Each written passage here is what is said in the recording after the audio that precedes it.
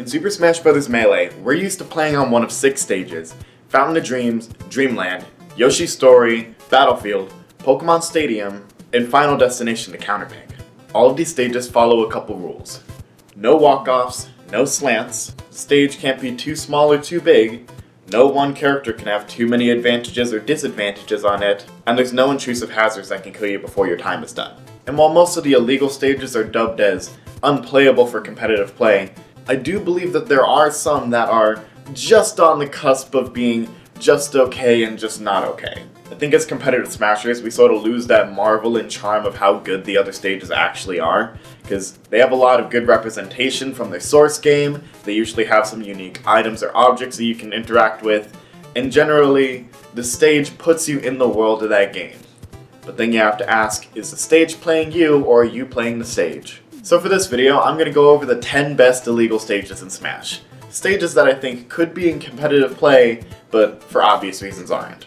Before I get into the video, my name is Sam, I make random content. I've been enjoying making these Melee videos for the past couple days. I appreciate everybody in the comments. I will respond to anybody if you have anything to say. I was able to hit 50 subscribers on my birthday actually, August 7th.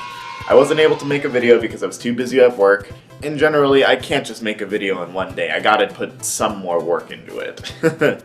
So, let's get right into the video.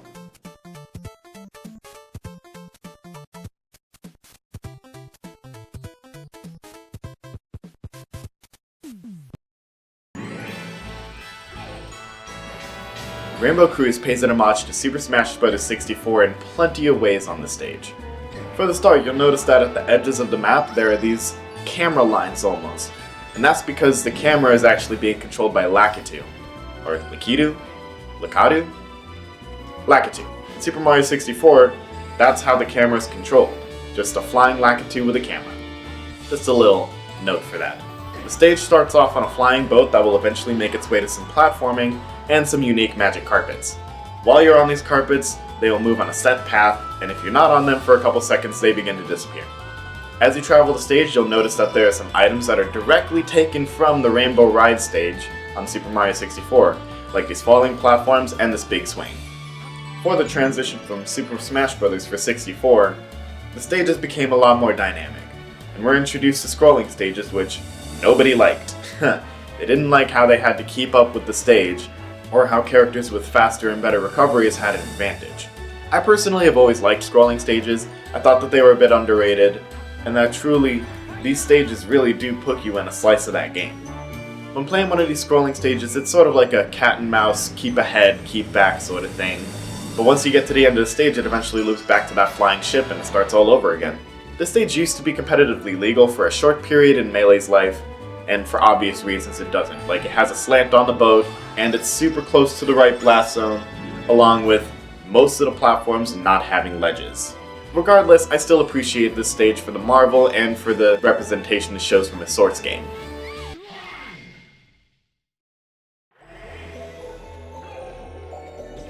When I was growing up, this stage scared me. The music was ominous, I thought the monster in the back was really creepy and crazy, and generally the stage just didn't feel fun to play on. It felt like I was having to keep up with something that I didn't have control over. In the background of the stage, you have Kraid from Metroid. He slashes in one of 2 directions that will cause the stage to move in that direction. This stage also doesn't have any ledges, so it's pretty hard to get your footing on it. The thing that's unique about this stage though is Kraid, because he feels almost like a final boss, honestly.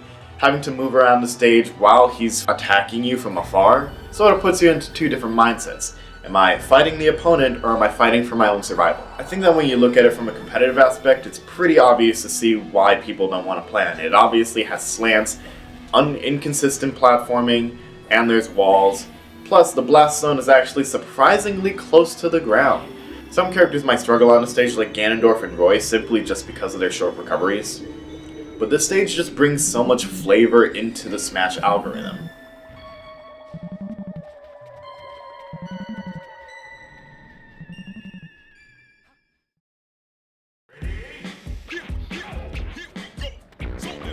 The Congo jungle they added in Super Smash Bros. Melee was pretty close to being competitively illegal. The problem on this stage is the rock on the right side, the fact that the platforms move when you touch certain spots of the ground, and then Claptrap that can come and randomly kill you at certain times. There is a log that can show up on either side randomly, and there is also the barrel cannon which can just save your life. Honestly, I really don't see that much problem with this stage.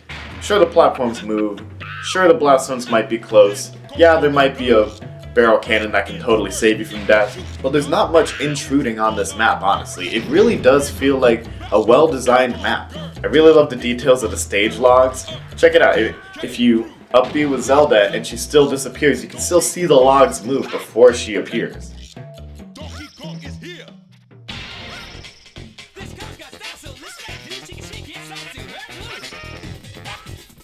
I do remember playing on this stage a lot more than the other stages on this list, and it's for one reason.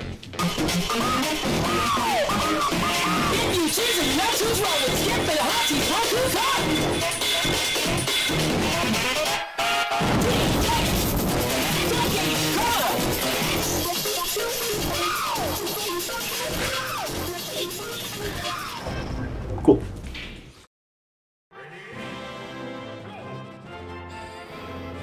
So Green Greens, I feel, is just an upgraded version of Dreamland. I mean, Dreamland feels pretty darn boring to me. Green Greens has these boxes on either side that once you break them, more start to fall from the sky. They can contain bombs. If you hit them at the right angle, they can extend your move out to go longer. And for a short time after you break these, you have a new ledge and a new place to fall.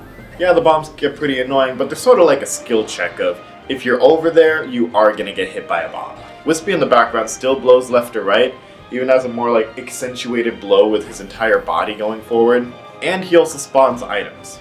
These items can sometimes heal you, or you can pick them up to throw at people. I think other than the bombs, that was the nail in the coffin, because whenever you bring items into the play, you're giving characters an unfair advantage. Quote unquote, Peach gets a turnip every single time, that's fair. And in competitive play, they want it to be like raw skill and raw talent to show how good you are at beating your opponent, so they don't want to have like things from the stage interacting with you to secure your win, If you suddenly get a free item, then that means you're suddenly on a greater advantage than your opponent because you have that set item. And yet Peach still exists. The last thing about the stage that sucks is the close blast zones, and the fact that it's a relatively smaller stage. I've always personally liked it. I've always liked playing on it. I thought that it's not horribly intrusive to have to avoid certain things on the stage, and also benefit off of the things off the stage. But I do understand why people didn't really like it over Dreamland, who is far less intrusive.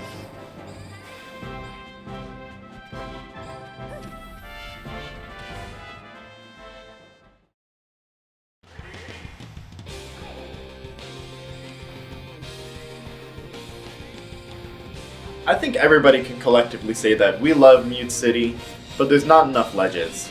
The cars, they don't even kill at high percents, but they can become annoying at times. The entire time on the stage, you're riding around on a platform that takes you from point A to point B to point C. You get the point. There are a couple slants here or there. There are some drops. You are able to die by the moving stage, but not the cars. And generally, this is also one of those smaller stages as well, even though it eventually opens up to be a lot wider of an area. Like, it truly does feel like you're playing an F-Zero game for a second. It's just you're taking pit stops every few seconds.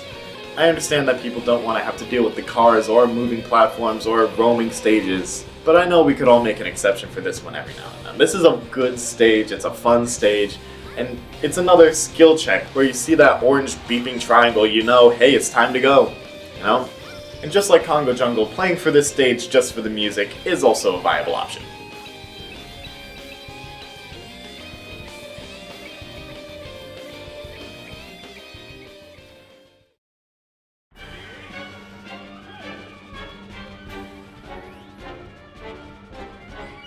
I feel Cornier is also one of that fan favorite stages where everybody just overplayed it as a kid.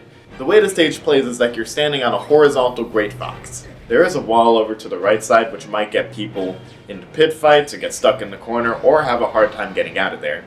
And there are R-Wings shooting at you from multiple different locations and spots. Some of them you're even able to ride on. And on the front of the Great Fox they have a huge laser that 90% of the time is going to kill you if you get hit by it. You could even stand on it and destroy it. I think we'd all be fine playing on the stage, having to deal with the pit fight, having to deal with the slants. The main problem comes with the random shooting from the R-Wings. It's just impossible to avoid sometimes. I was even testing out on Venom. They have the same thing where the R-Wings just shoot you at some times. You are able to stand on them as well occasionally, but generally it's going to be some unavoidable damage that just happens throughout the game. You know, the competitive Smashers don't like random damage from the stage. I'm going to go on record and say that Corneria is the second most liked stage in Melee, only beaten out by one stage, which I'm sure all of you guys already know.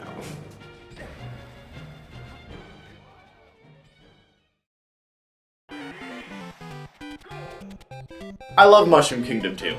I love the music. Now this stage has 3 grounds you're able to stand on, with the 2 on the side being walk-offs.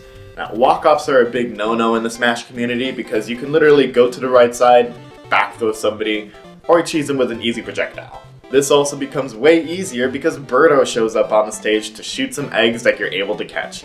These can break into items, or you can just throw them at your opponent for some good damage.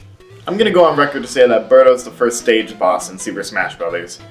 You see, in Super Smash Bros. For Wii U and Nintendo 3DS, they introduced stage bosses that appear randomly throughout certain stages, like the Yellow Devil, Ridley, and Dark Emperor. Now, in Super Smash Bros. Melee, she functions very close to her home game where she shoots out eggs and can be shot back with them, or just generally damaged with regular Smash moves.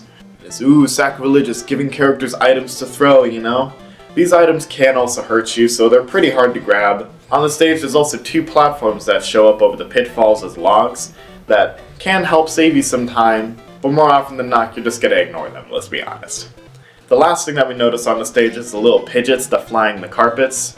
This moving platform isn't too hard to deal with, but it's just something else on the stage. In fact, this stage is a little bit small in close quarters, and you can sometimes get tossed around a bit too much while not being able to do anything. I personally have always liked it. This is a very biased list, but I think the stage just barely meets the cusp of okay.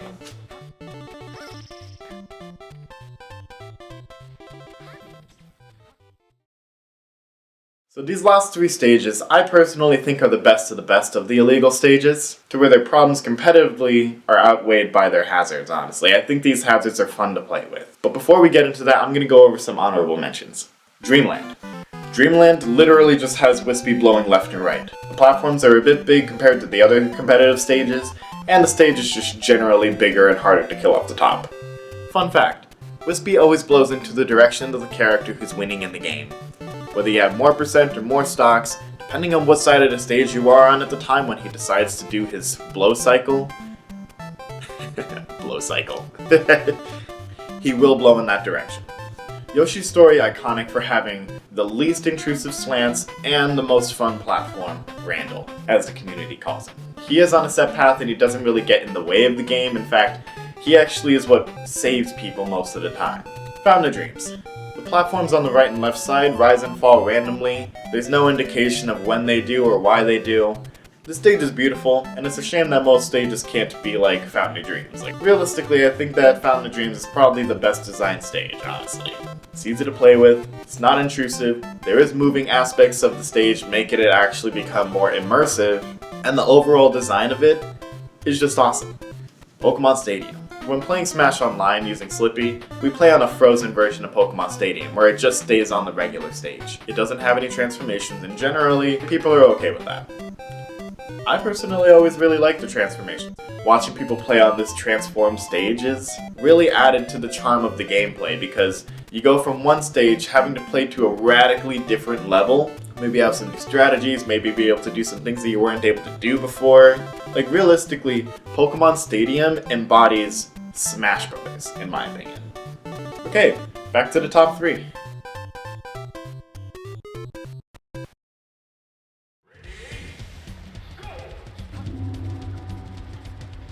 DK Island Jungle Japes. Now this stage, I think, is pretty notorious for how bad the water is. I mean, you fall into that water, you're pretty much dead. Claptrap can come kill you too, but generally the rest of the stage I feel is fine. Like, if there was no water, I think this stage would be competitively viable, like, for real.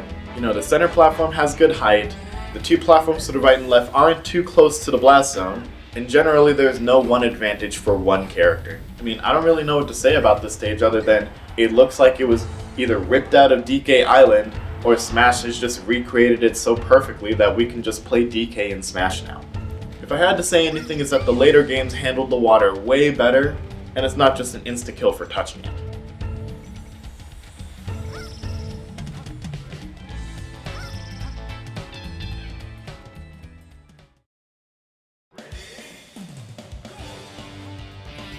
Brinstar. I really like this stage. In Super Smash Bros. 64 combo contests, they use this lava to extend their combos to create some of the most juiciest and prettiest looking combos ever. If you've ever watched Super Smash Bros. 64 combo contest, you know what I'm talking about. And I'm not saying that I want that in Smash Competitive, but I want that in Smash Competitive. Like, there's so much things that could happen by comboing with the stage and being able to extend your combos with things that you normally wouldn't be able to do. I mean, having that simple knockup really does a lot. At some point, it does kill most characters, which is a bit of a turn-off point, but the stage is relatively fine too. You are able to break the center of the stage, causing it to shift into two pieces, and you can even break the platforms, causing them to go up like that.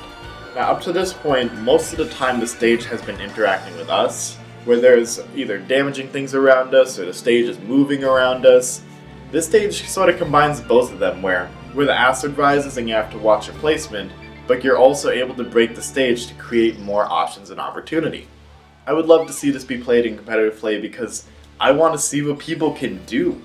I want to see what it'd be like to play on this stage and see what kind of combo extenders people can create. You know, I think the competitive stages we have now, they're great for player skill, but what about game skill and game sense? You know, I want to see who knows more about the game to make greater combos on this.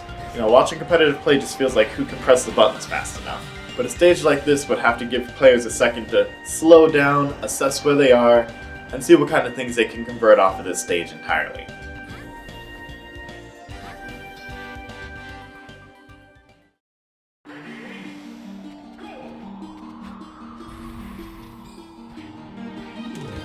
If you couldn't guess it at this point, number one is Hyrule Castle. I believe that this is the number one most fan favorite stage of any Smash game at this point. Once Hyrule Castle came out, it became iconic, it became our favorite stage, it became tech practice. You know, the typical pit fight is to go to the bottom of the stage and just knock people around all over the place. But generally, each separate zone of the stage has its own advantages, disadvantages, and reasons for wanting to play there. Yeah, the blast zones might be too close to the side, and yeah, the ceilings might be too high, but generally, we all love this stage. You know, a problem with big stages is that the faster characters or floatier characters can just run away for the entire stage. But if you're running away, you're a bitch. If you need to run away to win, you clearly don't know how to smash the controller fast enough. I'm just gonna go on record and say we all would be fine with seeing this in competitive play. Maybe as a counter pick, you know? You know, whether you're a casual player or a competitive player, we all can appreciate how fun Hyrule Castle is to play on. Which is why it is the number one best illegal stage. I think the only thing that determines whether your character is good or bad on this stage is whether they can make the Hyrule jump.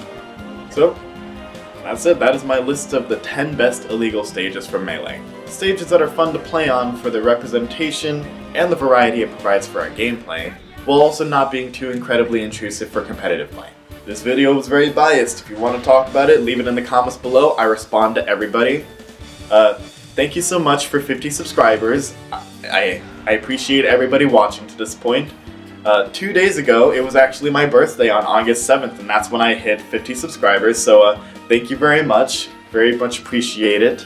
And I'm going to be trying to make more content for everybody because I enjoy making these videos, I enjoy getting in-depth and talking, and I hope that you guys will be along with me to see my channel grow. If you like this video, make sure to press the like so the algorithm knows to spread it around. You can subscribe to keep me up to date. My name is Sam and I make random content. I will see you in the next one.